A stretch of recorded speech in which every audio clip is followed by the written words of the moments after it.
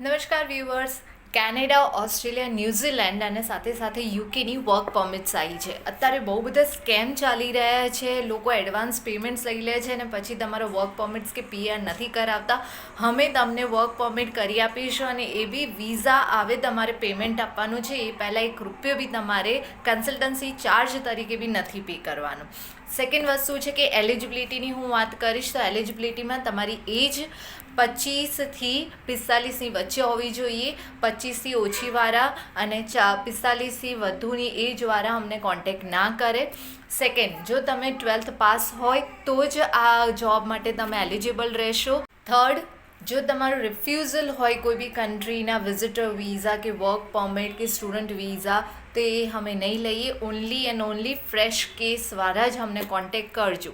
હવે ડોક્યુમેન્ટ્સની વાત કરું તો ડોક્યુમેન્ટ્સમાં ઓનલી જનરલ ડોક્યુમેન્ટ્સ છે, લાઈક પાસપોર્ટ, આધાર કાર્ડ, પેન કાર્ડ, તમારા એજ્યુકેશન ડોક્યુમેન્ટ્સ, તમારો વર્ક એક્સપિરિયન્સ ડોક્યુમેન્ટ્સ એન્ડ તમારો પાસપોર્ટ સાઇઝનો ફોટો. That's it. અને જો તમે મેરિડ હોય તો મેરેજ સર્ટિફિકેટ.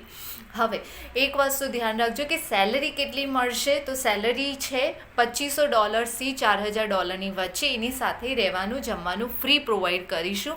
અને જે હાઈ પ્રોફાઇલ જોબ સર્ચ કરતા હોય એ લોકોને હું રિક્વેસ્ટ કરીશ કે આ જોબ તમારા માટે નથી. આ only and only labour works છે યા તો પછી ફાર્મિંગ વર્ક્સ છે. એટલે કે જેમનું એજ્યુકેશન 12th પાસ હોય, જેમને અહીંયા 40,000 50,000 યા 1 lakhની સેલરીની અંદર જ અહીંયા તમે સર્વાઈવ કરતા હોય અને તમે ફોરેન જવા માંગો છો, સારી એવી સેલરી પર લેબર વર્ક્સ કરવા માંગો છો, તો આ ઓપોર્ચ્યુનિટી તમારી માટે છે. ખાસ વાત યાદ રાખજો કે રિફ્યુઝલ કેસ અમે એક્સેપ્ટ નહીં કરીએ. અને મેઇન પોઈન્ટ એ છે કે આ વર્ક પરમિટ સામે વિઝા હવે પેમેન્ટ છે, લેન્ડિંગ પેમેન્ટ બી નથી. એ વાત બી ધ્યાન રાખજો કે આ ફક્ત તમારા વિઝા આવે ત્યારે તમારે પેમેન્ટ કરવાનું છે. અને વિઝાની બી શ્યોરિટી, જોબની બી શ્યોરિટી સાથે અમે કામ કરીએ છીએ.